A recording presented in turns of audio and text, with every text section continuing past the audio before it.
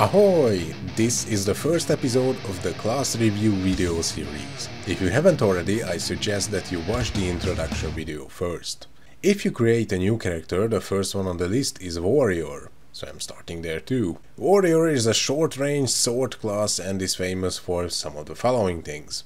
Warrior's got the highest possible amount of health points in the game with all battle modes and some of the survival skills increasing its health and regeneration. It's the only character that uses a two-handed weapon, significantly reducing the cost of building a character. Warrior's got the most significant party buff of all classes and a very useful debuff as well, which greatly increases the critical chance of everyone hitting your target, making it a favored character for just about any party. On top of that, Warrior's short skill Bloody Spirit is not only one of the most powerful buffs, but it also has the highest availability, considering that it's got the longest duration of all with one of the shortest cooltimes.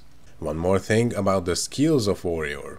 One of the passive skills increases the knockdown chance of all attacks which have chance to do that. And with most attack skills and battle modes possessing this ability, it's very difficult for a warrior's targets to avoid being knocked down, as the chance can be over 100%, meaning it's barely possible to obtain enough resistance to counter that. Speaking of resistance to crowd control effects, Warrior has one more unique skill.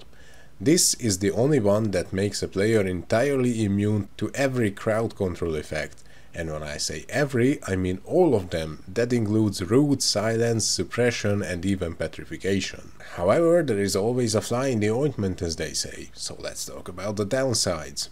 Having only one weapon means limited customization. While other classes have the option to get one weapon with critical rate and another with M, for example, a warrior has only one weapon, albeit with double slot and epic options.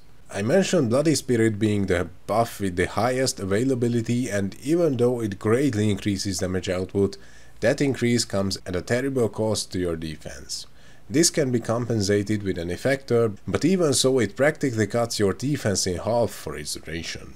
As for the battle modes, BM1 is nothing fancy. BM2 is also just a generic Astra weapon battle mode which replaces normal attack, but it's not a very significant one. It can deal area damage and knock enemies down, but otherwise not a big deal. BM3 is a warrior's strongest battle mode, and it's actually got impressive area of effect for a melee class. Warrior's synergies aren't a big deal either, in my opinion.